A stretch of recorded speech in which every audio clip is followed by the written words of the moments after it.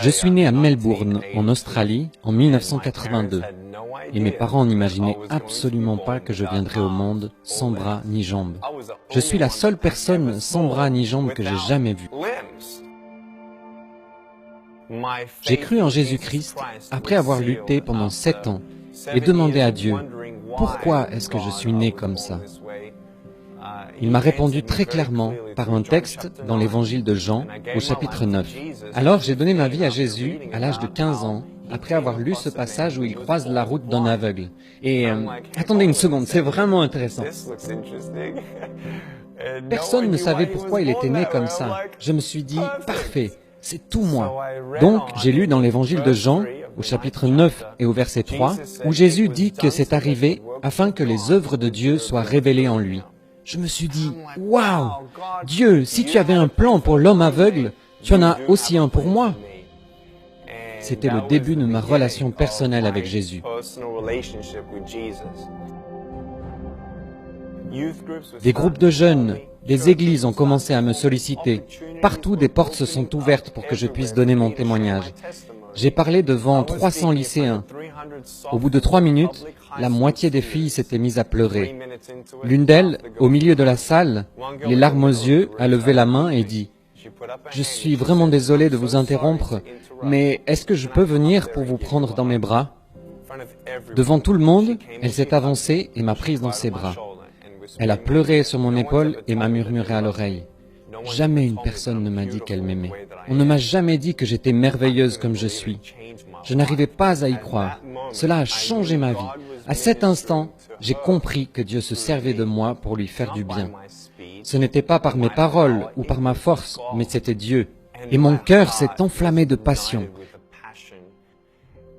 C'était vraiment impressionnant de voir une personne transformée pour toujours. Ce jour-là, j'ai su que Dieu m'appelait à annoncer son évangile à travers le monde. Aujourd'hui, ne partez pas d'ici sans changer. Repartez d'ici sans chaîne. Vous ne savez tout simplement pas ce que Dieu peut faire avec des morceaux brisés de votre vie tant que vous ne les lui apportez pas. J'aimerais que vous sachiez que quand vous tombez à terre, la grâce de Dieu est là. Dieu veut étendre sa main et vous relever. Laissez-vous secourir. Durant les 7 premières années de mon ministère, Dieu m'a ouvert des portes qui m'ont conduit à parler 2000 fois dans 44 pays sur 6 continents. Des campus universitaires comptant 40 000 étudiants en Chine, en passant par l'Inde, où j'ai parlé à des victimes de l'esclavage sexuel, et à une foule de 110 000 personnes réunies dans la jungle. Puis l'Indonésie et l'Asie du Sud-Est, la Colombie et le Costa Rica, où j'ai pris la parole lors de conférences internationales et pu voir les dirigeants consacrer leur pays au Seigneur Jésus.